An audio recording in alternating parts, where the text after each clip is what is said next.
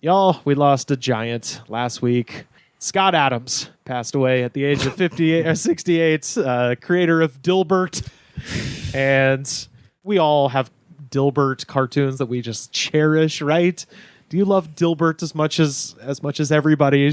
We're just weeping over the creator of Dilbert. When I was a kid and we had no options for entertainment other than what was like fed to us, like, you know, Sunday comics. Yeah. I would read Dilbert. Yeah. I would laugh, but I'd also read Family Circus and laugh, and that comic sucks. I was a Hagar the Horrible guy. That was that one's bad too. Beetle Bailey. If you go look back, they're all terrible. Oh yeah, well there's Calvin and Hobbes. I mean, that's one of the better ones. Yeah. Well, they're working in volume. They got to shit out like 7 of those a week. It used to make me laugh because it would remind me of my time working in cubicles and stuff when I was 8 with your little tie that flips up. Oh yeah.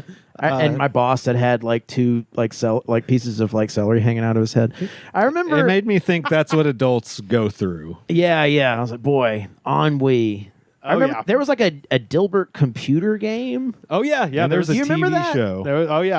I'm gonna mention both because they're both fucked up. The computer game. God, I want to know what you came up with that because I remember playing it a lot.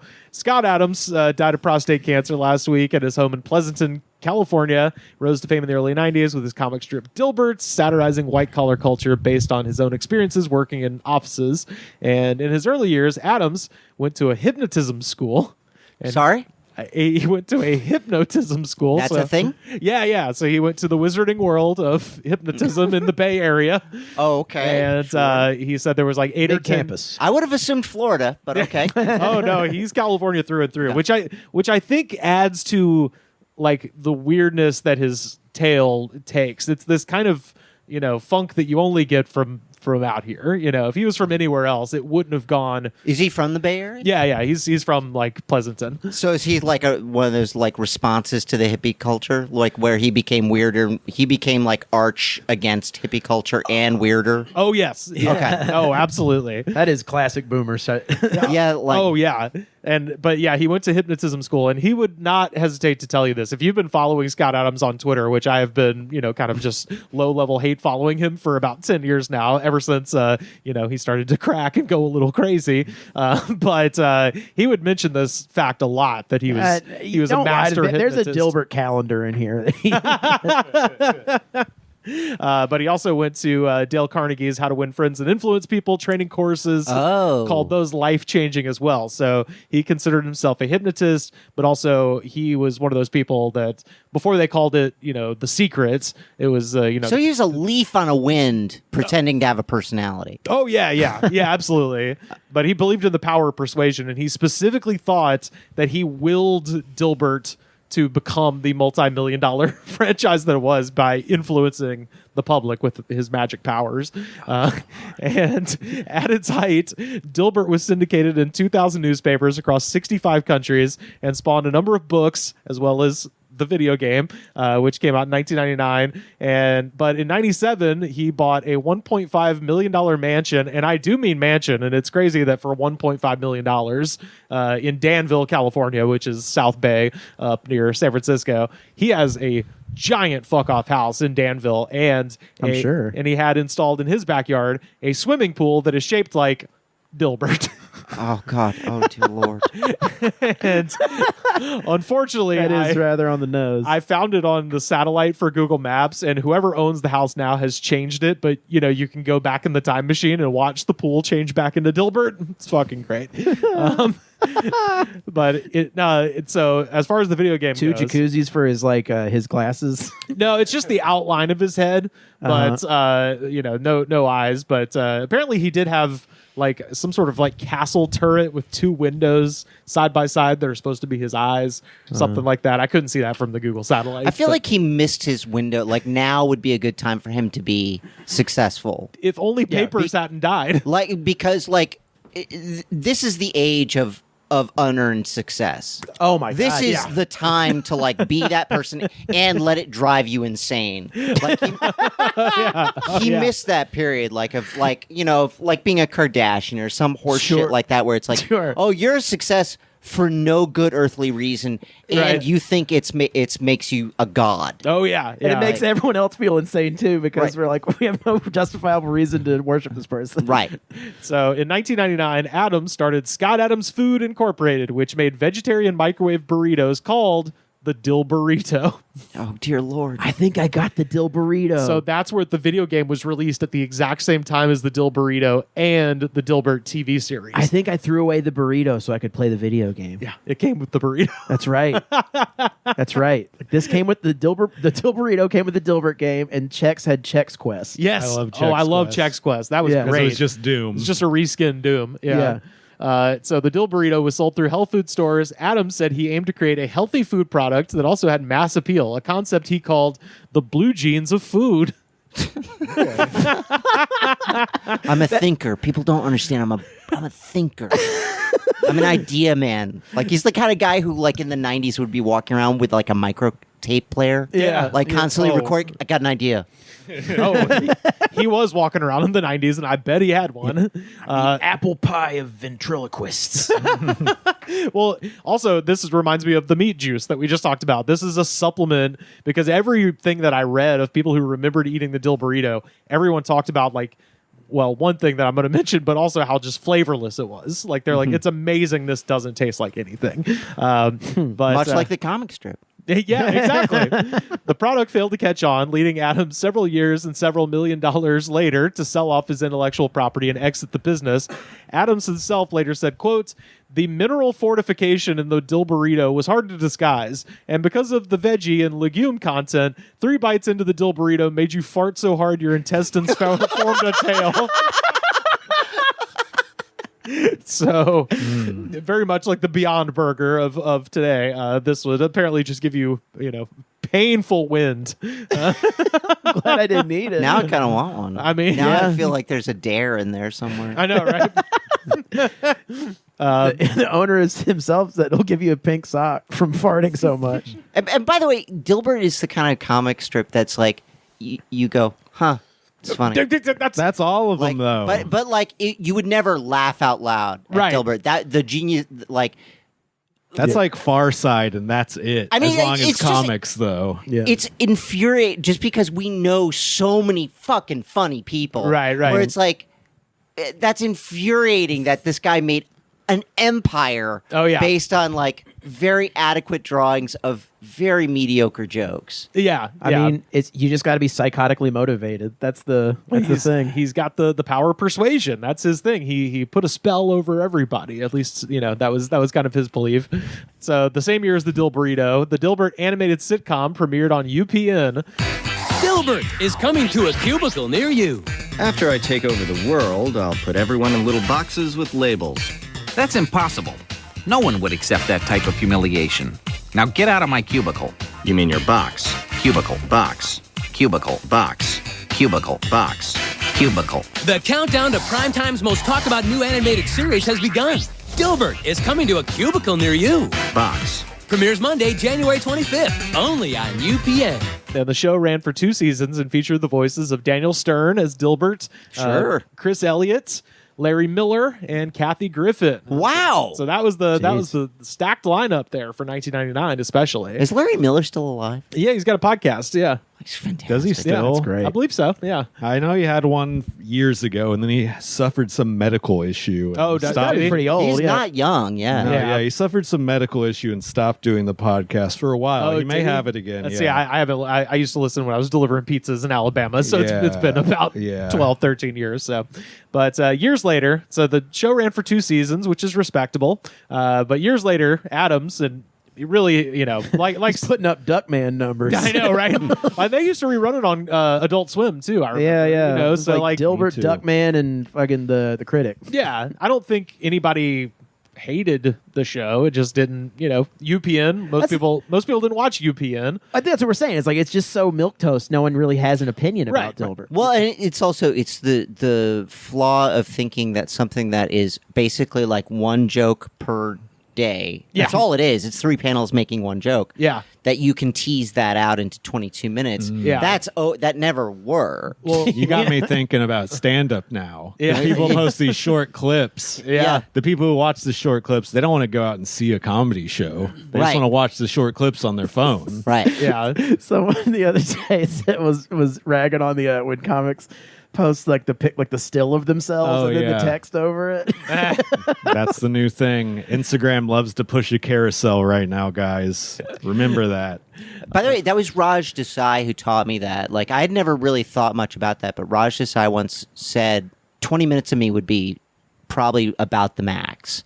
And he really made me understand, like, time, there's stuff that doesn't tease out much longer than a certain amount. Yeah. Yeah. And there's certainly people who don't, like, there are people who get 1 hour specials where it's like, an hour view It's too much. is intolerable. Yeah. Yeah. Like, you were great at 15 minutes. But Right. like, Right. and there was the big mistake that I lived through definitely was Saturday Night Live films where it was like that was a sketch. And it was a sketch because it was 4 minutes worth of shit. Yeah. Yeah. And you teased it out to 90 minutes, and I kept going to see it until I stopped. Yeah. Yeah. You Until don't I like realized- the Pat movie? I've never actually seen it. Oh, Ween's in it. Yeah. Ween's in the Pat movie. It's Pat is kind of like so bad it's good kind of thing. Yeah. Isn't that the end of that? Like, I would say like Ladies Man is probably the end of that. Yeah. Like technically MacGruber would be. yeah, or like a Night at the Roxbury. Pop Star. Goes, Yeah. Goes into the Well, Pop into the Stars. 2000s. Yeah, Pop Stars just like Lonely Island. Shit. Well, Lonely Island is SNL at that point. yeah, that's true. Pop Stars Anything, great. though. anything that has Lorne Michaels' name on it Right. counts as an SNL movie. Yeah. In my eyes. Yeah, but I would say if we're counting Pop Star and MacGruber as the last 2 SNL films, fucking go out with a bang. Those are 2 of the best. And Ladies yeah. Man, I like that one. Ladies Man is hilarious. Greco-Roman wrestling, hilarious scene. Oh boy. Yeah. Well, so like I said, the show runs for 2 seasons, but years later, Scott Adams gets on Twitter, which is his downfall, and he said, "Quote: I lost my TV show for being white." When UPN decided it would focus on an African-American audience. That was the 3rd job I lost for being white. The other 2 were in corporate America.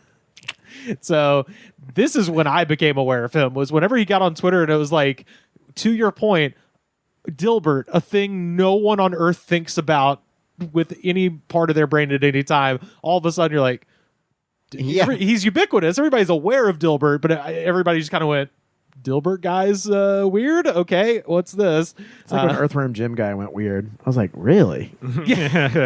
But that's even more respected than Dilbert, because I at least remember how hard that game was to play on Sega Genesis. I don't was. remember shit about Dilbert except Dogbert. Yeah. if he hadn't done that, if he hadn't taken that weird right turn, nobody would remember. No, Like, I would have, Dilbert would have fallen out of my head. It would be a fond memory to most. Yeah, Not like a great fond memory, but like, oh yeah, I used to read that as well. yeah. yeah, That's all right. like he would straighten his tie out if he had sex. Do you know that? No. I do that too. It was a way to, because the audience was like, oh, is he ever going to fuck that office girl? And apparently Scott Adams was like, if Dilbert's tie is straight, he fucked the night before. And so that's how he communicated to the audience that Dilbert had been banging the girl in the office. There is no way anybody I know wanted to go that deep on. Like, what are the Easter eggs in Dilbert? Dilbert eggs, please. So, in his later years, Scott Adams became famous as a crank of the highest order with his controversial comments about race, gender, and other topics, leading to Dilbert's widespread cancellation amongst most newspapers in 2023. So, just a bit of a Oh, wait, it was still going? Oh, yeah. Yeah, absolutely. We're still going. Oh, and then keep in mind, everything I'm about to say up until the big thing in 2023, all of this was just public. It was just out there, and it just kept rolling. So, Well, I'll say this too.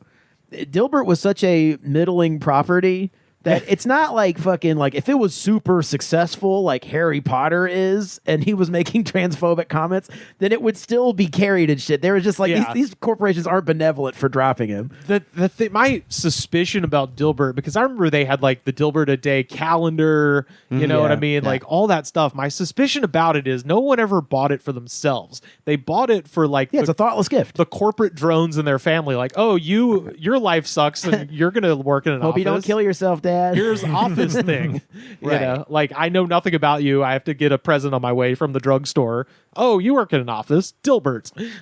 But yeah, so like I said, he got on Twitter. 2005, the precursor to Twitter. He launched his blog, which is a fascinating study of a man slowly going insane. So this is some good stuff from the Dilbert blog. Yeah, it reminded me a lot of Bobby Fischer. Yeah. That's what it felt like to me when he and I heard about this like 10, 15 years ago. Right. And he had taken this weird turn. People were like, did you hear about the Dilbert fucking guy? The Dilbert guy's and I was insane now. It sounds like Bobby Fischer. Like, it just sort of- a guy I hadn't heard from in years turns up, and it's like That everyone's aware of. You're he's a like, libertarian Nazi. Oh yeah. It's interesting. Some would say the Bobby Fischer of workplace cartoons. This is from his blog. The reality is that women are treated differently by society for exactly the same reason that children and the mentally handicapped are treated differently. Oh, dear Lord. It's just easier that way for everyone. You don't argue with a 4-year-old about why you shouldn't eat candy for dinner, and you don't punch a mentally handicapped person even if he punches you first. And you don't argue with a woman when she tells you that she's only making 80 cents for your dollar. So that was just out there. Was he married? No, not at the time. Not at the time. But he did get married a year later. He married his wife, Shelley Miles, aboard a yacht called the Galaxy Commodore. And that same year, he became a Holocaust denier. So, woo! In November 2015, he lamented how sex was not a guaranteed reward for being nice to women. Quote, and this is so fucking insane. So wow, he's a married incel. Well done. Yeah, I was gonna Twice, say, how do you do twice it? married. Okay. Quote, men like hugging women better than they like killing. But if you're going to take away my access to hugging, I will probably start killing just to feel something. I'm designed that way. I'm a normal boy, and I make no apologies for it. Oh dear Lord. Again, I think he's born out of time. I mean, Yeah, seriously. he's not that. I mean, he's old. He'd have a but- cabinet position right now if he Yeah. was J.D. Vance's age. No, but like this is like incel stuff. Like it's stuff that if he was saying this at 30 in this world right now, we'd be like, oh, you're part of that group of people. Yeah, he's like a Nick Fuentes kind of guy. Sure. Well, yeah. he became that. Oh, yeah. He did at the end of his life. This kept going. Oh, yeah. Yeah. In 2010, threads about Dilbert on Reddit and the website Metafilter started to follow a strange pattern when a user named Planned Chaos kept showing up to praise Adams and defend him from any criticism, referring to Adams as, quote, a certified genius, and saying, lots of haters here. I hate Adams for his success too. And asking, is it Adams' enormous success at self-promotion that makes you jealous and angry? Everybody figured out immediately that it was Scott, and every reply from then on was just people making fun of him. Eventually, Adams triumphantly revealed his brilliant deceit, saying, quote, there's no sheriff on the internet. It's like the Wild West out here. So for the past 10 years or so, I've handled things in the masked vigilante style. Whenever the economic stakes are high, there's a rumor that needs managing. So he's a bot. He's a troll bot, he's but a- human. He is his own John Barron. He's his own Batman. Yes, exactly. He is. I'll come to my rescue. Yeah. In 2016, he said that he had temporarily endorsed Hillary Clinton out of fear for his own life, saying that he had received direct and indirect death threats. Ultimately, though, he said that Hillary Clinton's win would lower the status of men, and he would later claim that Trump would win because he was the greatest persuader in the history of languages. And you can believe him because he went to hypnotism school, so he knows. I remember in the Dilbert game, one was like you like throwing burritos. Yeah, into what people's was the mouths. game? It was like a bunch of mini games, and one was like you were like throwing donuts at people, and then you were like throwing papers to go through like shredders and shit. You eat the dill burrito and you fart, it makes you shoot really fast across the screen. The burrito is like the super power up where you go like really course. fast as you drink it. Yeah. You say something nice to the girl in the office and she has to have sex with you. Yeah, sure, sure to Is me. that- Like, Was I'm it like, like 3D? It's a weird game. You have to hug a lady, or you just start going on a fucking kill rampage. it's like a 2D sort of gotta shit. look up What's the the game where long- you make a I'm gonna shit ton of watch a long pizzas? play It's right like the now. Oh, old. is that Pizza Boy? Is that what it's called? I think it's kind of like that. Or no, I'm thinking of Paper Boy. What the hell is? It's more assembling the boy. pizzas. I know what he's talking about. Dilbert's Office Games or some shit is what it was called. Techno Raiders. Techno Raiders. That's it. Wow. Adams co-founded the service's WinHub, which has been described by Gizmodo as, quote, similar to Cameo, except instead of pre-recorded messages from movie stars, it offers live chats with a range of subject matter experts. In 2019, there was a mass shooting at the Gilroy Garlic Festival in California. During that shooting, Adams posted a tweet that while the shooting is happening, telling witnesses to, quote, download the WinHub app and set your price to take calls. Oh my God! Jesus. Yeah.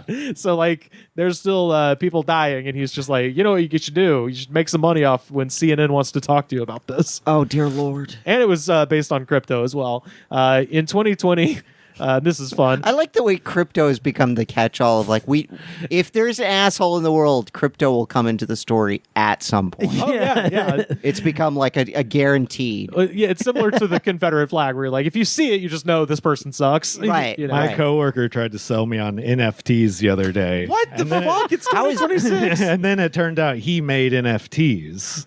I think he was trying to get me to buy one of his NFTs. That's like saying like I make friendship bracelets. Like it's the same thing. Like you should buy one for $100. Right. Because you unfortunately know me. So this Dilbert game is just like a fancy version of elevator action. That's right, yeah. And you try to get more gadgets to zap coworkers you don't want to talk to. It looks incredibly boring, but in a free burrito game, pretty good. Yeah. I think it's the value that really got me. Yeah, definitely. In 2020, Adams predicted that Trump would win the election and Biden would attempt a coup. When Biden won the election and Trump attempted a coup, Adams said the media was to blame. So he was kind of right, just, the other way around. And after the 2022 Highland Park 4th of July parade shooting, Adams opined that society leaves parents of troubled teens with only two options: to either watch people die or murder your own son. Okay. Jesus Christ. I like that idea. So even though he'd been a shithead very publicly for nearly 20 years, in 2023, people actually noticed when Adams said black people were a hate group and white people should get the hell away from them. So that's what did it. Yeah. When he was just like, all black people aren't paying attention to me anymore. Yeah, What do pretty much. I just got to say something just completely unabashedly racist, and then Oh, yeah. And as if, Dilbert money will start rolling in again. I mean, the Dilbert period of his life where he actually had some success. Yeah. That's the exception to the rule. Like by any metric, this guy should not. He just would have been a normal incel. Yeah. Yeah. Sitting Yeah. it like, but he happened to hit on one thing. Right. Well, and he was an office worker, too. That's what Right. Dilbert's based on, was his own experience working in offices. So, like, imagine just Dilbert didn't happen. He would still be stuck in an office, and he probably would have And he'd shot be up- the guy fucking everybody he would have hates. shot the office up by now. Okay. You know what I mean? I mean, based on some of the stuff where he's like, I need hugs or I start stabbing. Like, that guy, gotta watch that guy. yeah. But instead, he's in his little cocoon in the Bay Area where people are like, oh, yeah, he's chill, man. He's a fucking crank, but whatever, Yeah. So, the incel thing, I think it's like, it seems to hit so I mean, like, there's clear precursors to why this guy ended up this way, but it just Sure. seems like the creator of Dilbert couldn't be a more random, like, pull a celebrity out of a hat kind of guy. well, he took a bunch of, ironically, he took a bunch of how to win friends and influence people classes and then did the exact opposite by the end of his life. It's like, just fucking lose all friends and isolate yourself completely. So last year, he announced on his daily podcast, Real Coffee, with Scott Adams, which is a great name for a show, that his cancer had spread to his bones, and unfortunately, ivermectin had not worked. Oh, did he really say that? Yeah. He tried to treat himself. So, it is one of those things, like, shout out to him because he actually did do the Steve Jobs thing. If he was so Bay Area hippie stupid that he was just like, I could just take, homeopathic remedies, man. That'll fix it. It was prostate cancer, too, which is like, one of the more treatable ones if you catch it early. If you catch it early. Yeah. And he spent a year and a half just eating Dr. Rock's magic horse wormer. I love the way, like, all of a sudden people are like, the man tries to treat you with medicine. Right, yeah. Like, what the fuck, man? Yeah. Like, They make money off that medicine. all these people making money off of medicine that they spent a lot of money researching and developing. It's the only time they start hating capitalism. Right. It's like, just because our healthcare system is broken doesn't mean you don't need medicine to live. So Scott Adams Dilberito creator, dead at 68. It's Dilbert weird. Techno Raiders. He is a bad guy and he is a racist, but he's also so strange that I'm like, cranks aren't this weird now. They're just very direct and they just follow party I feel lines. like everyone's this fucking insane now. That's the thing is, I think that's what I was trying to say. It's like I think this has become mainstreamed in a way. Like Yeah, being like a racist, homophobic, like Right. misogynist is pretty normal. I mean, like Yeah. it's the president. Oh yeah, Yeah, I mean, I mean, everyone knows at least like 2 people in their extended family who's like this. Yeah. Oh, I forgot. In 2022, he added the first black character to Dilbert, and his name was Dave, and he was like the DEI guy in the office, and he in the storyline Topical. identified as white and gay, but he wasn't really. That was the joke. Get it? Oh dear Lord. So anyway, Classic Dilbert. Scott Adams, the guy no one thought about before and continues to not think about, is dead. Okay.